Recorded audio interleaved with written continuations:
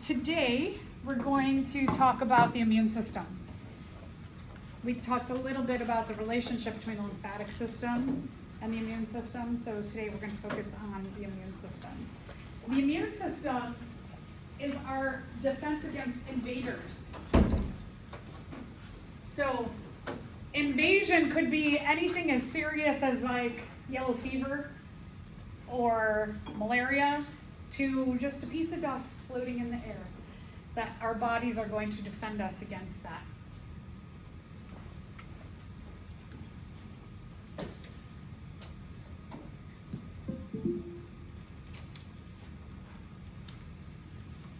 Okay, there we go. Okay. There's different lines of defense. The immune system is very sophisticated. It's very complex. There's different lines of defense. We don't want to use all of our energy doing a full-blown immune response because the working and supporting of the white blood cells, it takes energy to do that. So our body, our immune system, it has a first level of defense that basically wants to keep anything that's not you or not self cells out. We call that the non-specific because it means it's anything. Again, from like a virus particle, bacteria, protist, fungi, all the way down to a piece of dust, a pollen grain. It's going to try and keep all that out. So it's not specific to anything that is trying to or happens to get into our body. These are generally our external barriers, so things that are on the outside of your body. They're going to try and keep things out. So let's talk about these a little bit. One is skin. We have these thick layers of skin on our body. They form a barrier. And wherever you have a portal to the outside world, so eyes, nose, ears, mouth, armpits, urogenital area, you have mucus on your cell membranes. And that's just like sticky stuff, so that if something comes in contact with your body, it can like stick onto it and then deal with it in that way instead of letting it just like slide past. Our skin. So we're getting into a time when the humidity is going down and it's getting drier and drier. When it's really cold, you may have noticed like your hands are a bit drier, right? Your skin, your face gets a little bit drier. We need a balance in terms of that.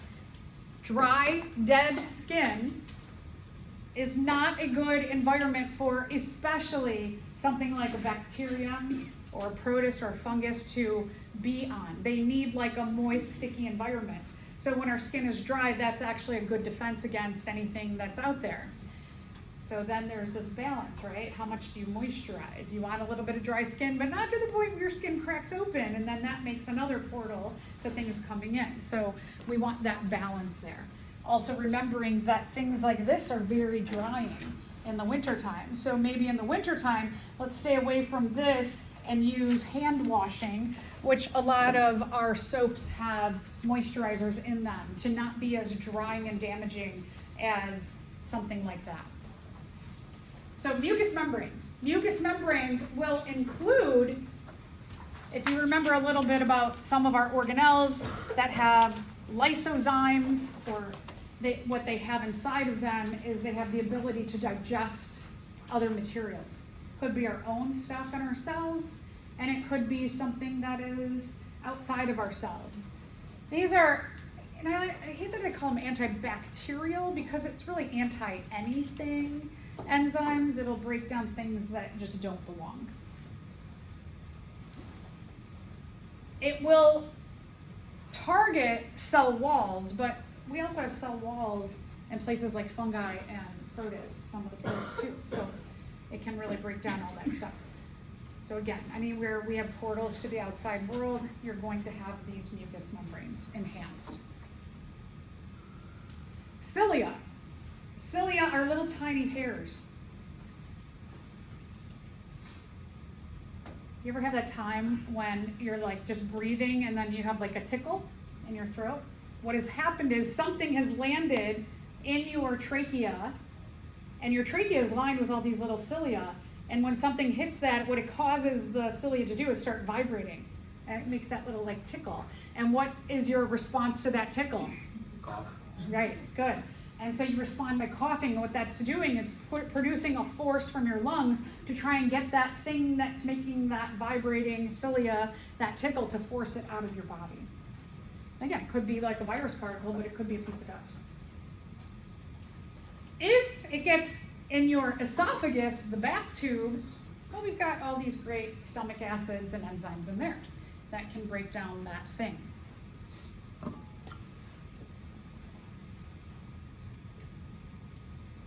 This is a really cool picture. So these are bacteria, some cocci bacteria, some round bacteria, and you see all of these cilia. The cilia are going to be coated with mucus also, so not only just like do they get hit, but the thing will stick to them. And it looks like just like a little weird hairy structure, and that's like your inside of your body. Like nose hair, for example, like people who trim their nose hairs, it's actually kind of like you don't want to trim it too much because they're there to keep stuff out, right? Something hits a nose hair and you get that tickle in your nose and you want to force that out. So sometimes grooming too much or too much like self-care can be not good for your external barriers. This picture from a human being or is it like from the sea? I don't know. I'm going to guess it's a human and I don't know which structure, but I'm not sure. Yeah, From the sea? maybe. It's from my dog. I took a picture. No, I'm just kidding. All right, so let's say they get by that first line of defense, so that fails. We have a second line of defense. Look, we're still saying non-specific.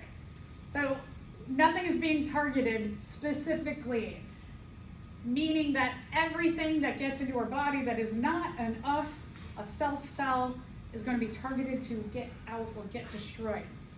We call this the innate immune response. Innate meaning it's just instinctual for our body to try and keep anything out that doesn't belong. So the first one are leukocytes. We talked a little bit about this term the other day. Leukocytes are a type of white blood cell. Excuse me. So they have a few jobs. One is that they're going to digest microbes. And when we say the word microbe, it's anything that's microscopic. Dead and dying cells. So like if you twist your ankle or you get a bruise, cells open up. Circulatory vessels explode, so you get that like coloration of the kind of blues and browns and things on your arm. They are going to come and they're going to gobble up all of those cells that have been ripped open. If we're talking about like spraining your ankle or getting a bruise, what they're doing is they're doing a cleanup. They're going to clean up that area, get rid of all of the cells that have opened up and exploded, can contain toxic things that they've released into that area, and then allow for new tissues to grow there. Also, it kind of goes with this like cellular garbage. Anything that like a cell rips open, there's a bunch of garbage that's released then. Okay, the second part of our second line of defense are phagocytes. Phagocytes are just in your blood. They're patrolling around, they're cruising around in the blood. They're looking for, again, bacteria, microbes, foreign substances. They're just cruising around looking for anything that doesn't belong inside of your blood. So we've gotten not from just like the outer barrier, we're in the body here. Natural killer cells, don't they sound tough? They're going to be looking for cells in our body that naturally grow out of control. They've been misprogrammed, a mutation happens, and they just start to multiply, multiply, multiply. Typically, our cells will undergo the process of mitosis, and then they do their job for a long time, and when they get worn out, then they are going to die and get eaten up, and new cells are made. But cancer cells are cells that just do the mitosis once, and then they do it again, and they do it again, and they do it again, and they do it again, and they do it again. Here's the thing. Every day we have cancer cells in our body. Every single day. These cells are patrolling around and they're like taking care of them. Now, some of our cancer cells are not as tricky as others. So like the ones that are natural killer cells can come and they can take care of Well, those aren't the very dangerous ones. It's the ones that have some kind of programming in them that makes our natural killer cells not see them. So those are the cancer cells when we're talking about like someone has cancer. Those are the ones that are doing, they have some kind of programming that's like, hey, we're not here. Don't look at us. Don't look at us. And our immune system doesn't even recognize it. It's like, okay, whatever. So that's where they get a little bit more dangerous. The inflammatory response. Oh, there's so much research on inflammation nowadays. That inflammation can enhance so many diseases. It's a great field of research that needs much further exploration. The inflammatory response is usually in regard to much larger injuries in our body, just like simple ones even. That you get, let's say you're cleaning and you cut yourself and something like sticks into your skin. And like maybe you're taking some flowers and you get pricked by like a thorn, and that thorn sticks into your finger. What is happening there is you're going to have an inflammatory response around there. That's why things get swollen when they get hurt. Is that what it brings is a lot of water to the area. It causes that area to inflame or puff up so that there's a lot more room for the white blood cells to come in and do their job and do a cleanup there. So the other thing is that also when our cells rip open, they release a chemical that calls other cells that says, hey, clean up on finger one. So that what you have happening is the mast cells are contacted by this chemical release, and the mast cells release histamine. Antihistamines are good when you have some kind of like an allergy. If you have seasonal allergies, a lot of people take an antihistamine. What histamine does is it increases the blood flow and water to that area. It causes an inflammatory response. What is happening in your lungs is you have let's say that you have a seasonal allergy. And what is happening is that, like, let's just say it's pollen. Pollen's nothing dangerous to our bodies, but for some of us, we have a misdirected or incorrect immune response to something that is not dangerous to our bodies. And your body incorrectly starts to have an inflammation of the cells in the lungs. And what is going to happen is this whole scale of having blood flow and water flow causes you to breathe a little harder. Antihistamine you take is to try and like make this misdirected immune response not so inflamed or exaggerated, so that maybe you don't have like such a feel so crappy when it's pollen season, for example.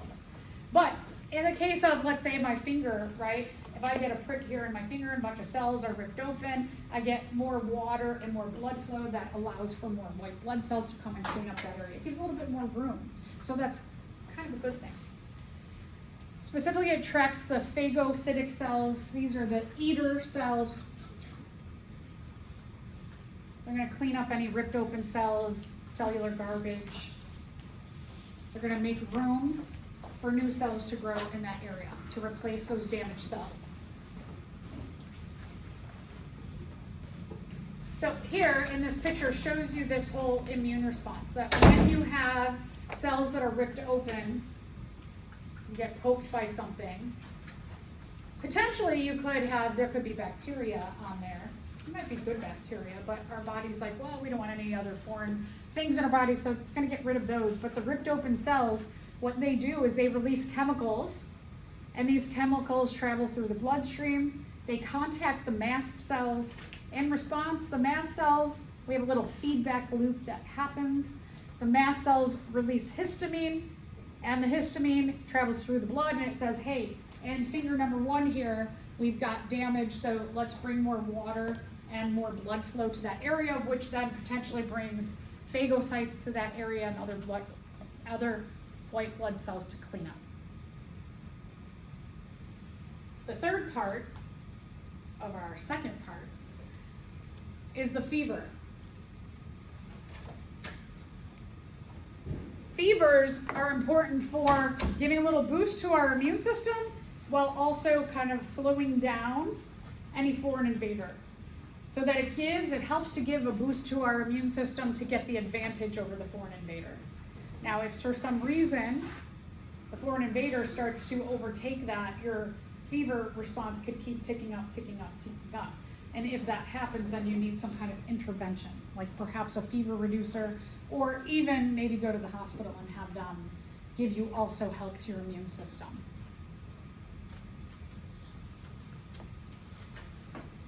Some macrophages release what are called endogenous pyrogens.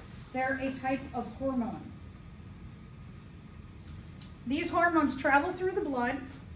They contact the hypothalamus, which is in our brain, and it says, hey, brain, we need a little boost in our immune system, so let's up that body temperature just a little bit. Let's go for a low-grade fever.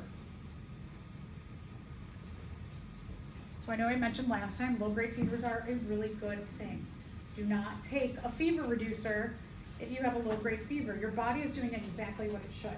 However, okay, so you get like that, right? And then let's say that this foreign invader starts winning, then your fever goes up, and if it keeps winning, then that's where you want to take a fever reducer, is when you get over like 101.5 and it just keeps going up and up and up and up, and you get into the 102s and you're like, maybe I should take a fever reducer to kind of get that fever down. All right, if all of this fails, so if our first line of defense and our second line of defense fails, then we've got something serious happening here. So what happens is we have our adaptive immune response kicks in. It adapts to any foreign invaders that are there.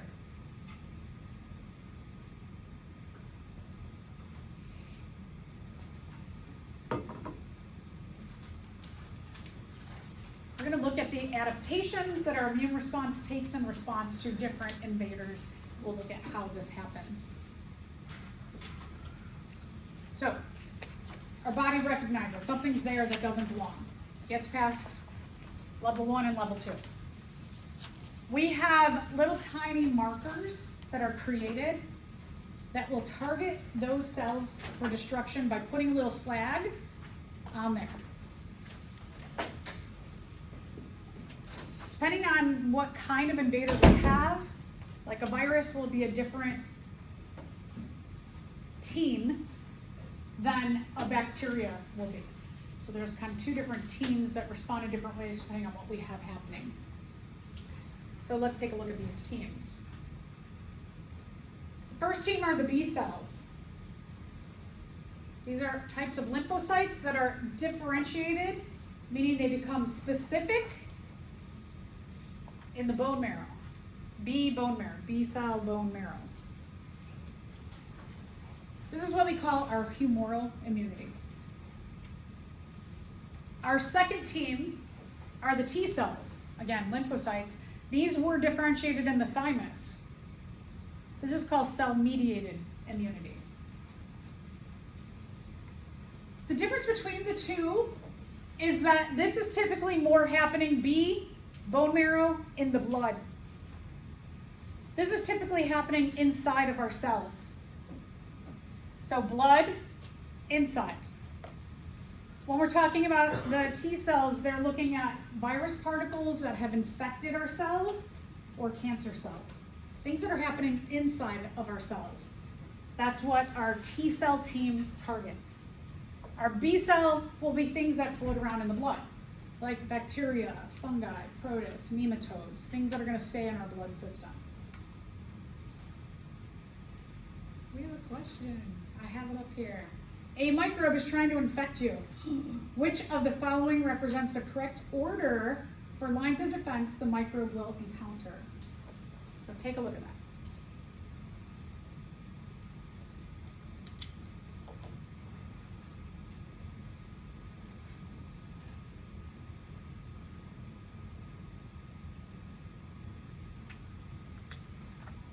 What will be your first line of defense? Barriers, good. Okay, so if you can remember that, right? Barriers, like the skin is a barrier against keeping everything out. Now we can go with, okay, A and D. We can get rid of B and C right away. Our second line of defense, is it specific or not specific still? Not specific. Good. Okay, and that's what you need to remember, is that your barriers and your second line of defense are both not specific. They're trying to keep everybody out. We do not want to get to the specific immune response because this is like a full-blown immune response. This is war. We have to have all these different things happening, and it takes a lot of energy. So to save us energy, our barriers just try and keep everything out. If they get inside, it's still going to target anything. And then if it gets past those two, we got to get into specifically targeting whatever that invader is.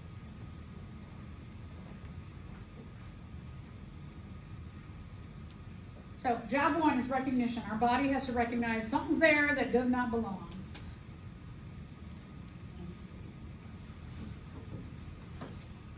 Okay, so this picture I love. Here's a couple cells. Notice that the cells look fuzzy. If we look at our cells, you know, a lot of times in textbooks you'll have a cell. When they show it, it's got all the like, and it looks like just a flat surface. It's not. There's a lot more complexity to our cell surface, and the surface looks more like this, like little fuzz balls, little things. Each one of those things is some kind of attachment site, and those attachment sites have information. It's like the cell's wallet. It says, I am a Homo sapien. I am a female. I am 6 foot tall. I am this. So it's got all this information about us on there. When we're looking at the species surface markers, this is kind of the important step when we're taking a look at this line of defense for recognition.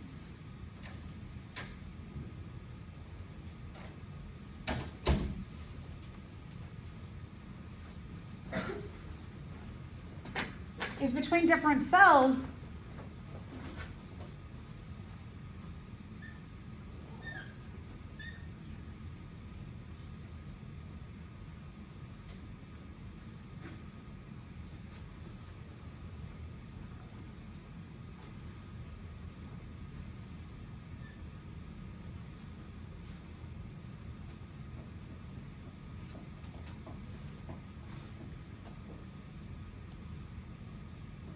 So if we're looking at us, like a Homo sapien, our surface markers are shaped in a certain way so that you have white blood cells that are traveling around the body inside of the blood, and they have their little surface marker, and what they're doing is they're going boop. They're basically like any cell they encounter, they're like, let's see if our surface markers fit together. And if they fit together, they're like, cool, have a good day, cool, have a good day. Wait a minute, you have a circle and I'm shaped like this. You don't fit right. So then it's gonna glom onto that cell. So like a bacteria, let's say, gets in.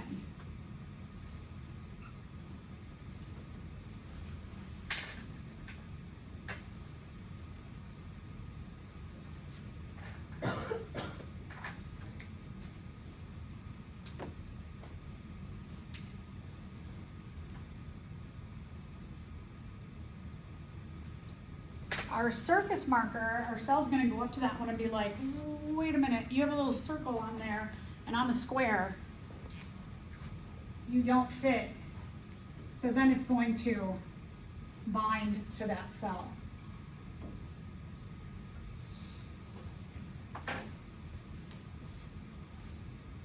Then there's a whole process that's gonna happen after that we'll get to as well. Okay, so we're going to take a look at the B cells. The T cell system works very similarly. We usually talk more about like antibodies than we do the T cell receptors, but again, they function very similarly in terms of the tagging and the flagging and then the reproduction. Little different things happen with the T's that we'll get to in a second, but we'll start with the B cell system and talk about antibodies.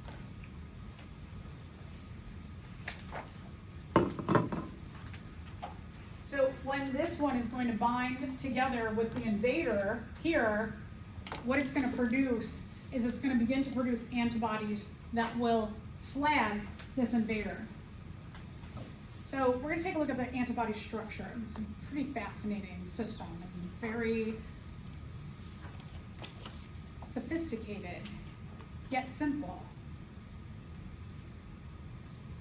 Okay, so the antibody structure is the letter Y. It's shaped like a letter Y.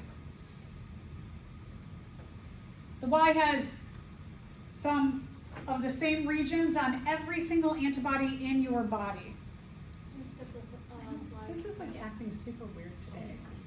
I'm so sorry.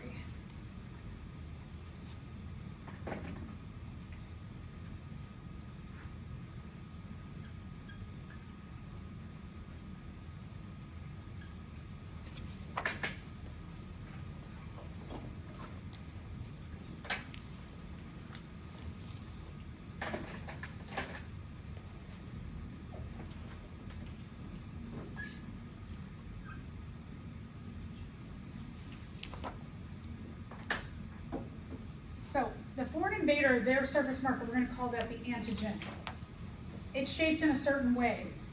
What's going to happen is our self cell is going to respond to the shape of the antigen by producing an antibody that can bind or grab onto the antigen. Our antibodies are shaped like a letter Y, so they're like this. Every antibody in your body, meaning that every B cell system, anything that's going to infect the blood, is going to have the same base like this, but then in response to each specific invader, it's going to add on some things at the end. So while this part, like all my body except for my hands, it's going to be the same. And then we're going to add on these end parts like this that are circles so that they can go and they can grab onto the surface marker or the antigen of the invader. Okay, so the base of the antibody is a letter Y. We call that the constant region. Again, same for every antibody base in your body.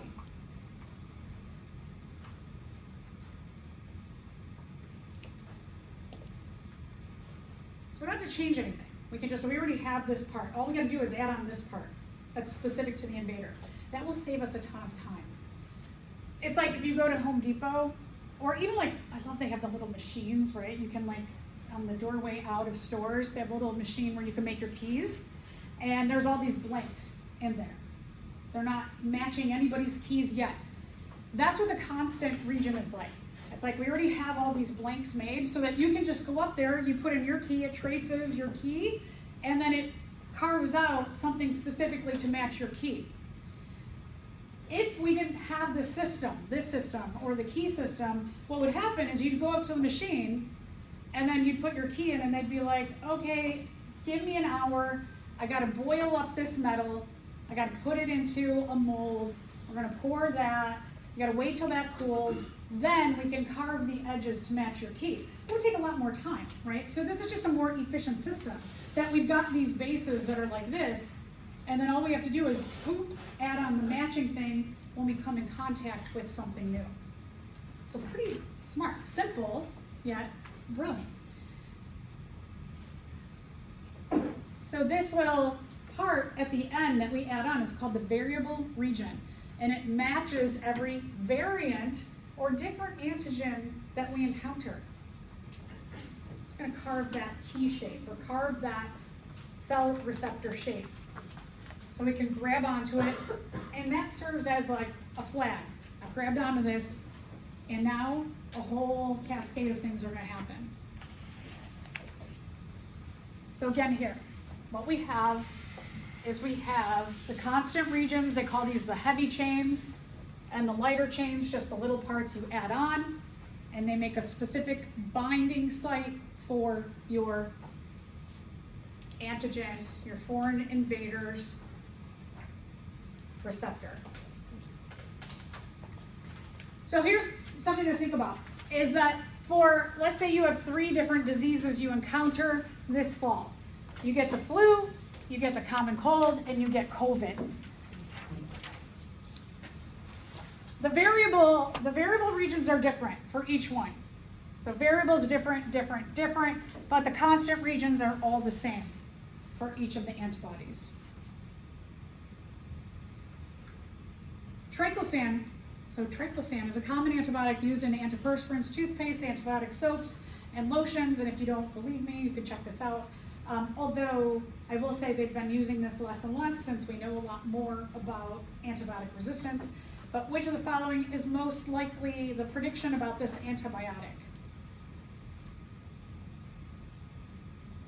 Give these a read over and then we'll go through them.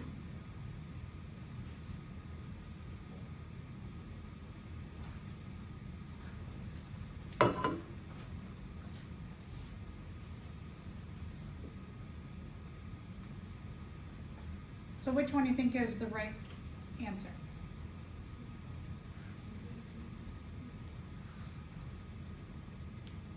Which one? C. Yeah, good. Okay, so one, the likelihood of something being as effective now as when it first comes out, not very likely, given what we know about evolution. There are no microbes left that are resistant to this antibiotic given its widespread use. Probably not again, because given what we know about antibiotic resistance. There might be microbes left that are resistant to this antibiotic in areas where these products have not been distributed. Yeah, probably, right? And everyone who is exposed to this antibiotic and doesn't use the product will die. That just seems ridiculous. All right, good.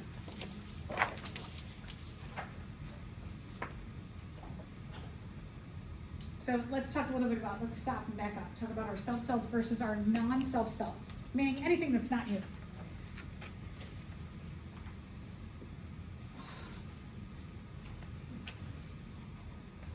Okay, on your surface of your cells, remember I talked about those surface markers, those are called MHCs, major histocompatibility complexes. While we all have very similar ones because we are Homo sapiens, and maybe we share some of the same genetics, each of us has ones that identify us as an individual as well. So amidst all of these different fuzzball things that are sticking out, you've got some that say, I am me. I am not like anybody else. Unless you have a genetically identical twin, then you do share one with one other person.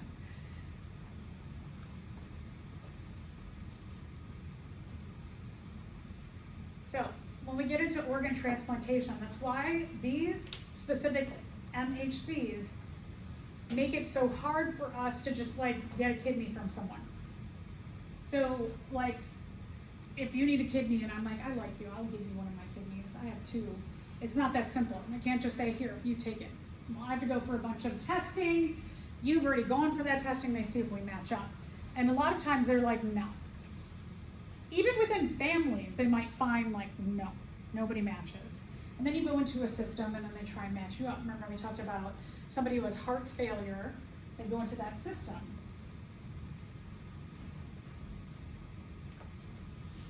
Here's the deal. Let's say you need a kidney, you're about to die. I'm like, just give them my kidney.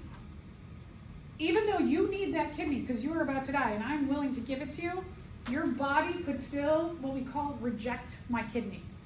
So that's a really kind of sticky thing, right? Because here's your body, it's like your body needs something. I'm willing to give that thing to you, but because of these surface markers, it prevents your body from accepting the thing that I'm willing to give you, and you need that thing. Your body knows that. Yes, Anna.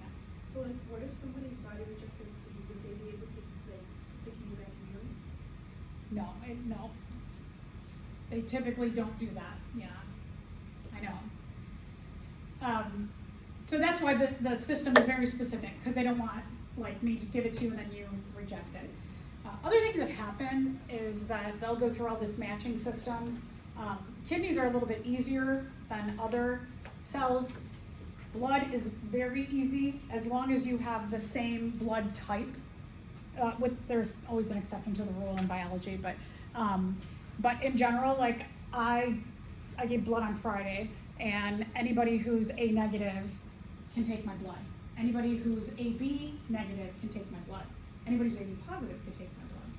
So there's a lot of ways that like my blood can be given to other people, but there's rules still to follow, but that's a lot simpler.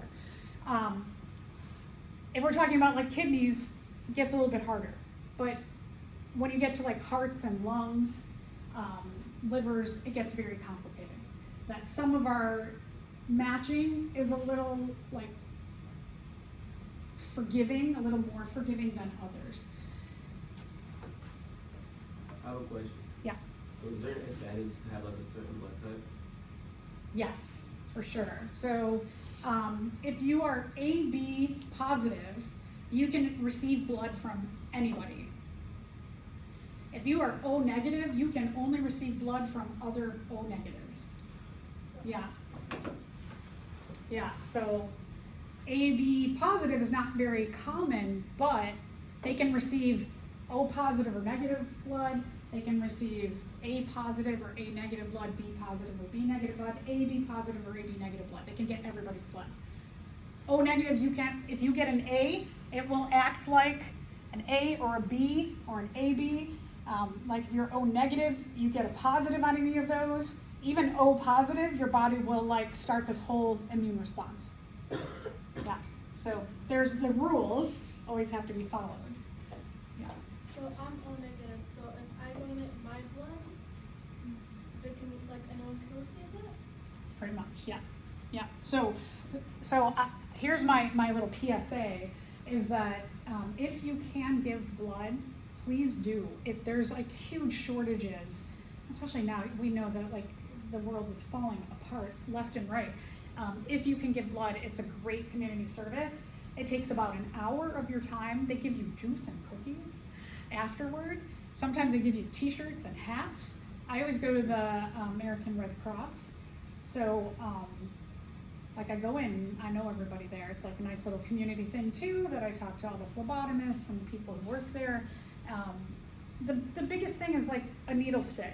Actually, I think the worst thing is that when they test your blood for your iron count, I think worse than the arm one is the finger stick that like, I'm always like, and it's not that bad, but it's a little prick here and then, you know, a needle there, and that's it. If you can give platelets or plasma, you go and, that's like really important for people who have blood disorders or blood cancers, like huge. You go and they put a little screen in front of you, get headphones, they put warm blankets on you, and then they like cycle your blood and take out your plasma or platelets. So consider that. It's like a really great thing, really great community service. I always think about it like it's kind of relaxing. You have to sit still for a minute. Nobody ever gets to do that, but it's like super great. And then you could be like, I saved people, right? So if you can, consider it. All right, job 2 is attack the invader. So we've got the binding agents made. The antibodies or the T cell receptors get made specifically for our invader. Again, there's 2 responses here. The humoral immunity by the B cells, antibody to antigen in the blood.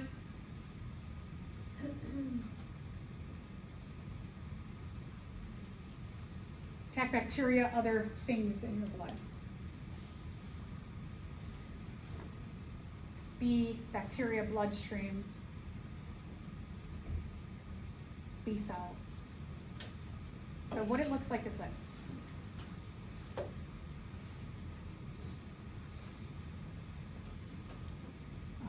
goodness.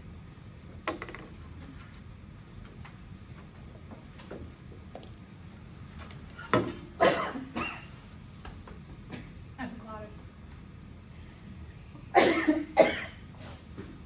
Slow epiglottis. Okay. So, our B cell, excuse me, right? Ugh. Our B cell, they're going to attach to the foreign invader, antibody to antigen. What happens with the cell, they grab onto this, and then what they're going to do is they're going to rapidly clone themselves. They're going to make a copy of themselves and make a copy of themselves. And some of the copies will go in like just right away, start binding like that one did. Excuse me. And some of them are going to just start pumping out little Ys, those very specific little antibodies. And they just start shooting them into the bloodstream. So we've got two things that are going on. We have full cells that will do some binding, and then you've just got these little like Ys, which we call flags, because then they can just, on our little invader here,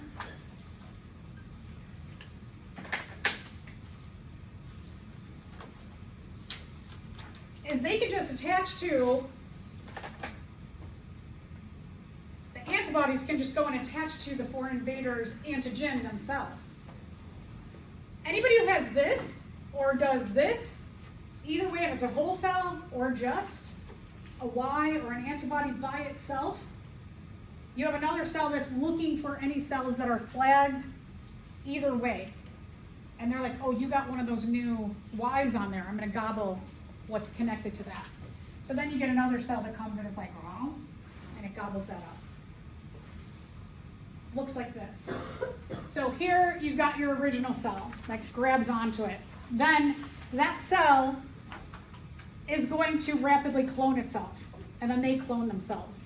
And then at some point, a few generations later of that cloning, you get what are called plasma cells, and these plasma cells, they just pump out tons of antibodies. So now you've got some cells that are floating around, and then you just like, these will just start sticking on to anybody that matches their shape. So does this like every second this like keeps up on the cycle, or does it take like years? No, this is quick. Oh. Yeah, so in this case, when we have this specific foreign invader, this process happens in a matter of like maybe an hours, that you start getting these all like flowing throughout your blood. Yeah. These are easy to make because again, remember that we already had some base to this, right? We've got this base Y, the constant region, and then it just adds on this specific region that's going to match the shape of the antigen. So this part of it happens relatively quickly. It's just another version of it. Okay, so then we have part 2 that is called cell-mediated immunity. This is the inside.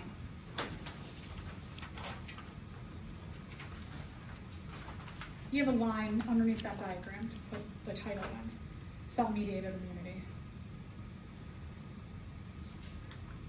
This is just job 2 is continuing. Now we're going to talk about the T cell system.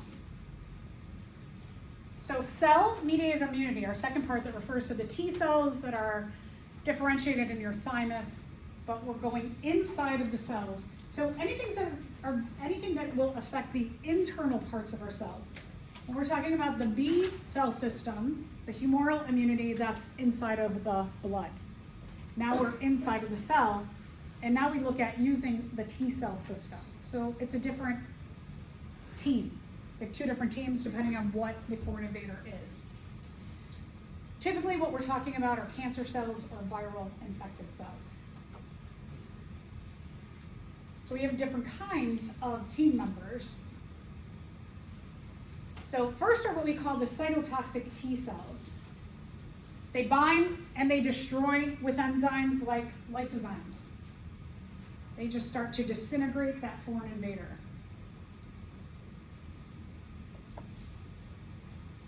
So here's a ball of cancer cells. Our cytotoxic T cell recognizes this ball, and then it starts to shoot out a way to like hold on to it. I'm going to hold on to you, and then I'm going to merge with you, and I'm going to release lysosomes and start to digest this away. This would be like your daily thing. Like you just get a ball of cells that has a mutation, and they just don't stop undergoing mitosis. And they just keep going. Then eventually your cells are like, oh wait, let's get rid of this. And they just clean that up. Nothing dangerous here. We have helper T cells. The helper T cells are like, hey, here's a little more energy. I'm going to give you a boost. I'm going to cheer you on. Cytotoxic T cells. So they give a little immune system boost. You have another set of cells. They're like the managers. They're going to watch. The suppressor T cells are just kind of like, I am the project manager. I'm going to watch what the cytotoxic T cells and the helper T cells are doing. And then they're like, oh, okay, keep going, everybody. Okay, we're going to keep going. We're going to keep going. And then once they see that those 2 have it under control, they're like, okay, we're done. We're good. Okay, we got this under control. Everything's cleaned up. All right, everybody go back to doing what you normally do. And then we always, whether we're talking about the B cell system or the T cell system, we always have memories of past invaders. In the case of the T cell system, they're called memory T cells. They're going to keep that specific antibody, or what we call a T cell receptor, they're going to keep that shape on their surface marker. So these are cool. These are a bunch of different immune system cells that are doing their job. Pretty cool. All right, so remember again, humoral immunity. This is inside of the blood. These are B cells. They're differentiated in the bone marrow. We're typically talking about like bacteria or other things that will float in the blood. When we're talking about our cell-mediated immunity, we're talking about our T cell system. They're differentiated in the thymus. They have different team members. They've got cytotoxic T cells. They've got helper T cells giving a boost to those cytotoxic T cells. You've got the suppressor T cells. They're going to watch over and say, everybody, we're done when it's all under control. And you've got your memory cells for the future. So the last job of all of this is to remember for next time, those memory cells, keep a copy of that specific surface marker so that if you come in contact with that disease or that antigen, again, they can just start popping out copies already. They don't have to go through the whole process of even carving out the specific parts of your antibody or your antigens. Antibody or your receptors. So it just makes it a little bit faster. So below, I love this diagram below because it'll make you go like, yeah, that's happened to me before. Let's say that this flu season, you get the flu really early on. So you get the flu over the next 2 weeks, you get the flu, you wake up one day and you're like, uh-oh, I'm just not feeling right. Getting scratchy, starting to get a little fever, congestion, feel run down. About a week later, you're at the height of feeling awful, and then your immune system starts to take care of everything and you tamper down. Then, in January, you wake up one day and you're like, oh no, I'm starting to feel kind of crappy again. And all day you're just feeling a little fuzzy. You ever heard those days where you're like, I think I'm getting sick, and you feel kind of fuzzy, and then you go to sleep, and the next day you wake up and you're like, I'm not sick?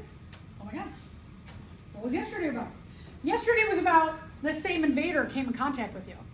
And so the second time you come in contact with the same invader you've had earlier, instead of taking this whole week to get to that team that has those specific or those variable regions being made, so they're getting made and the whole team is getting into place, because you already have that memory, you've already got that variable region that is specific to the invader that got you really sick here, it takes like a day to knock it out. That right away, they're like, we got this, and then replicate happens within a day to squash that sickness that you have again. So pretty cool. All right, so we're going to talk a little bit about when the immune system needs even more of a boost. When you take any of these things, what that means is it means you get a helper to your immune system, but your immune system does the majority of the work. These are just helpers to your immune system. So let's first talk about antibiotics. Antibiotics work in a variety of ways. Antibiotics will do different things depending on the species you come in contact with. So some of them may work to disintegrate the cell wall of a bacteria. Some of them may get inside of the bacteria and mess with the bacteria's metabolic activity or chemical reactions within that cell. There's many different mechanisms by which antibiotics work, and each antibiotic is specific to the kind of invader. That's why you can't just be like, oh, I think I have a bacterial infection, and they just give you the antibiotic. There's not just one kind, right? So I always say, like, if you go to the doctor and they give you an antibiotic, you're like, how do they know which species is affecting me? And why do they think that particular antibiotic is going to work on something that they never tested for? And sometimes there are rapid tests they can do to test for a bacterial invader, but most likely what they're going to do is they're going to do a swab, and then they're going to send it out. And that swab they can do a couple things with, like COVID's a virus, but if anybody got that like swab thing, right? They send it out and they do a genetic test on it to see what are the genes of whatever's going on with you, and then they know they can say you're positive or negative. And the same thing can be true for bacteria as well. They can do like a genetic test on it, or they take that swab and they plate it out, just like you've done before. So there's a variety of things, a rapid test, plating, genetics, but if your doctor just looks at you and is like, you're sick, I think you have this bacterial infection, so I'm gonna give you this antibiotic, ask questions. Ask them why. They help the immune system. They give a boost just so that they can also attack the bacteria, but the immune system finishes the job. They are just a helper.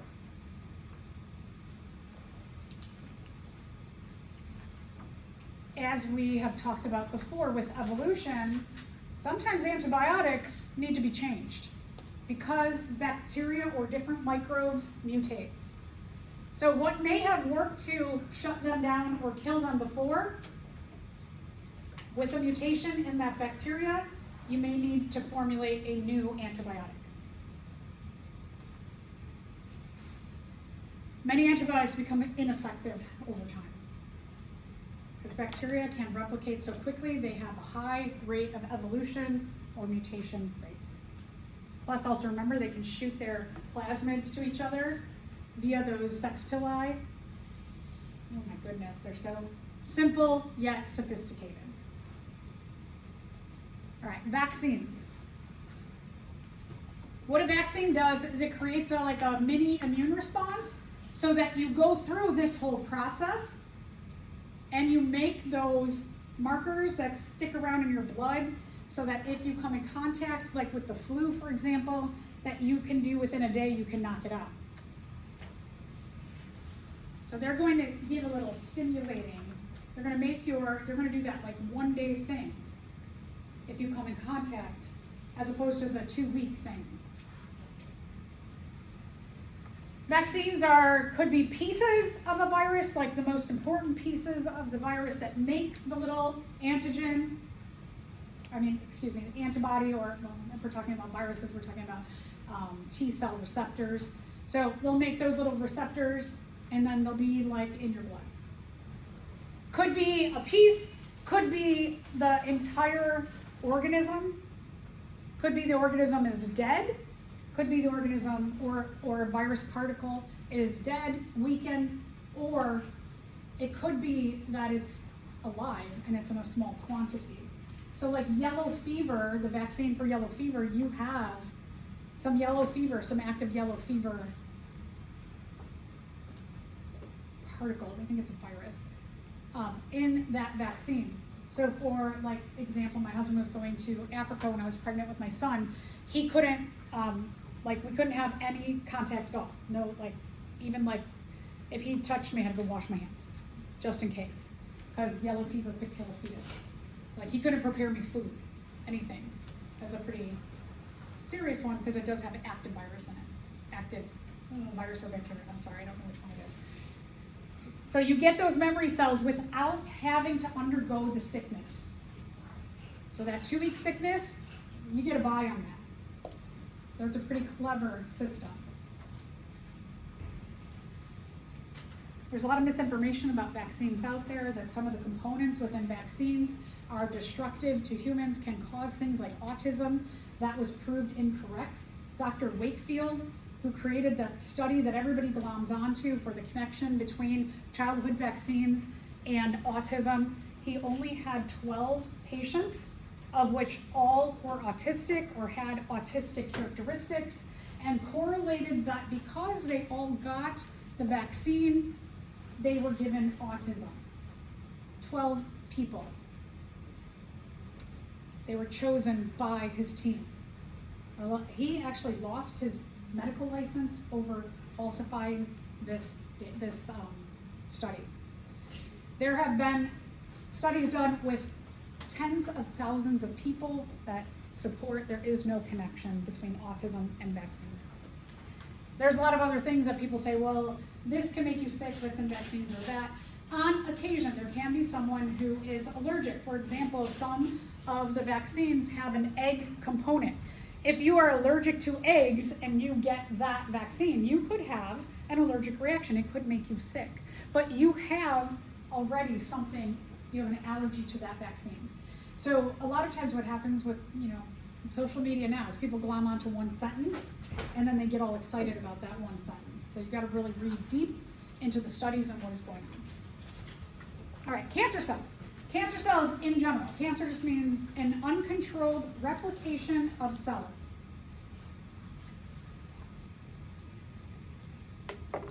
Mutations happen in our cells all the time that make them uncontrolled in their replications, but it doesn't mean they're going to kill us. Our natural killer cells will find those and knock those out. When we say cancer, what we mean is we mean that our immune system doesn't recognize those replicating cells. So they're sneakier than just like a very simple mutation.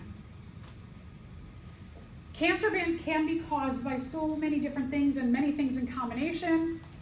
It could be that you have a genetic predisposition to a certain thing happening in you, like breast cancer, for example, will run in families, but not, and even when we say like breast cancer or prostate cancer or pancreatic cancer, there's not just like a breast cancer. There's many different strains of it. So it's complicated. It's very complicated. Could be triggered by environmental factors. If you are working in a coal mine and you're around those coal particles in the air, you could end up with lung cancer. It's in your environment. Genetic could be just like a random thing that pops up that there's no specific reason for, but in your cells, like let's say your pancreas, it makes you have cancer because of some mutation that comes up in the copying of the cells. And some viruses can cause cancer also.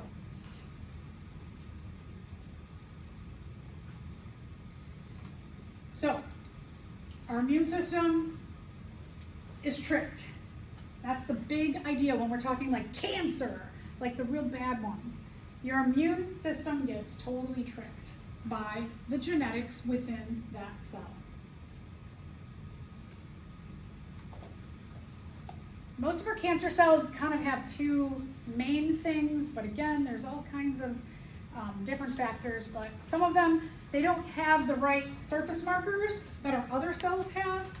So like if they don't have a surface marker that all of our other cells have, your body might be like, wait, where's that surface marker? Oh, you don't have it? Okay. And then they just keep going by. Why? We don't know. The other one is that they have unique surface markers. And those surface markers, your body goes, it's not like what I see in other like foreign invaders. This surface marker is weird and I don't know anything about this kind, so okay, go on my way. So they're tricky. They just trick our immune system to being like, I'm here, but I'm not. Don't look at me. And that's where it's pretty dangerous. The main cells that get tricked are your natural killer cells. We said before, those are the ones that are looking for cells that grow out of control, and your cytotoxic T cells. These are two big players in making sure that we get rid of those like natural cancers that we can overcome. And when they get tricked, it's like, oh shoot, that's where it gets dangerous. There is so much research that it needs to be done here. So much, so much.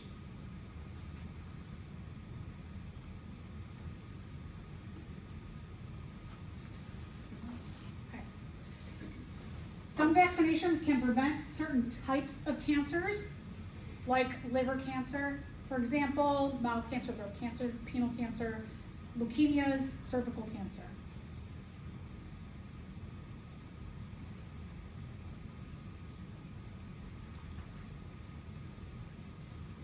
If you are susceptible to certain things, like you go to your doctor and you should have a yearly checkup.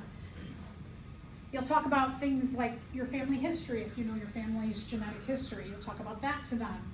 You want to make sure that you discuss with your general doctor, and I do encourage you all to do like a yearly checkup with your doctor to discuss, not just go in and have them take your blood pressure and be like, ooh, you're healthy, because just because you have good blood pressure doesn't mean that there's a million other things that could be going on. You want to discuss what you do in life, where you work, who you live with, anybody that has certain diseases that you know in your genetic family's history. So you want to make sure that all that goes on record so that if there is something in here that you are more susceptible to, that a vaccination could help you as opposed to helping me, because you have a different environment and genetic history, you want your doctor to know that. Hepatitis B, which triggers some kinds of liver cancer. Some people say, like, if you're sick and you do go to the ER, like, you have to tell them your family history, because they'll be like, oh, it's probably that, and like won't focus on the main part. Okay, good. Oh, that's a good point, right? Yeah, that they'll be like, oh yeah, that thing, because people are stressed out, and then they're like, you told me something, now it's stuck in my brain. That's a really good point. Yeah, be mysterious. Make them figure it out. I like that, Jenna. So hepatitis B, if you get the hepatitis B vaccine, it could prevent certain kinds of liver cancer. I work in a lab, so anybody who works in a lab, they typically have us go for the hepatitis B series of vaccines. They're usually a 2-series vaccine. It's like once a year for 2 years. Many of you will have to do that too, because you'll work in a hospital or some kind of lab setting. HPV is another one that around your like tween area, you usually will get this as well.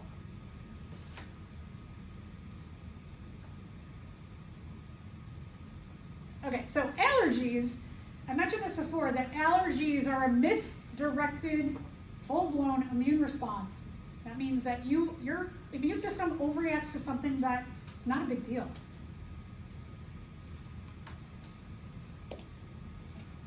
So like a peanut, right? Some of you are like, oh my gosh, peanuts are scary, because it could kill you. If you're not allergic to peanuts, do you fear the peanut? No, right? So it's not a big deal. But some of these things that we have listed up here, they certainly are not things we fear. Now, wasps or bees, it doesn't feel good to get stung, but certainly if you're somebody who is allergic to their venom, then you really freak out. Some people freak out. Anyway, but a lot of these things are just like, right, like fish, like, are you like, oh my gosh, it's a fish, it's gonna kill me. But some of us just have these weird genetic factors that make us susceptible to these benign things killing us. We call these allergens. Allergens, they're going to stimulate your antibodies. Allergen, antigen, they're very similar there together.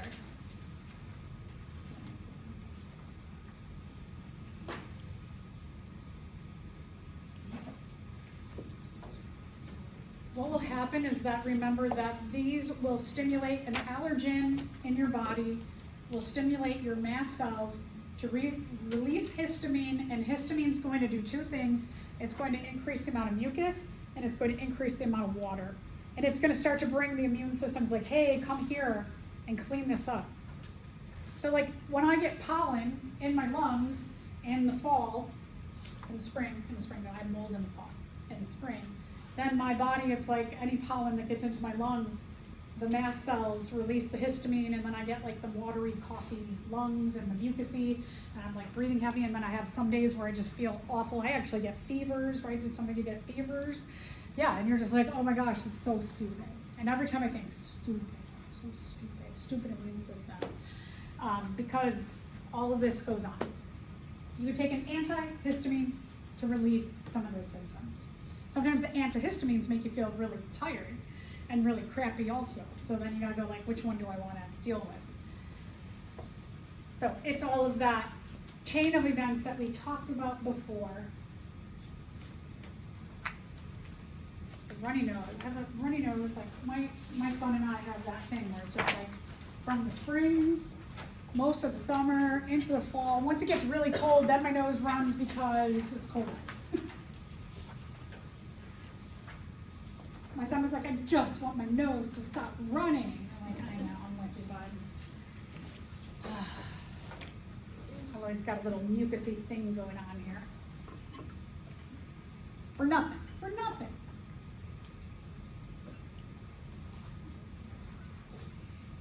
Sneezing. I feel like this year, this fall more than ever, I have never sneezed as much as I ever have. Anybody else? Oh, same here. It's like crazy. Crazy. A lot of that's related to climate change and the temperature's going up and then the mold grows and then it gets down and it grows again. It's like up and down. For me, it's the fall mold. Food, it's so hard. Food is really difficult. One of my friends, her daughter has gluten, eggs, soy. She's got and some nuts. She's real skinny. She's like this little tiny thing, but she's fierce. I had a student who had like 6 different food allergies before. She went to Belize with and I'll tell you about that next week. But took her to Belize and we had to like really talk to the chef and be like, I brought olive oil because like any kind of oil that's not like a proven pure oil usually has a soy component in it. She's learned the hard way. So I had to bring a giant thing of olive oil, like a big tin of olive oil, and be like, can you cook with this the whole time? What? I feel like at that point you should just eat at home. Well, I mean, but you can't just live at home. She can't be in a bubble. No, you navigate life by, she had like little baggies of food. But she would just bring her own food everywhere. Zena, you're gonna shut all the people in. All right, autoimmune disorder. Let's stop here. Let's stop there. So we'll see what's set up in lab. I think we're going to do the urinalysis lab.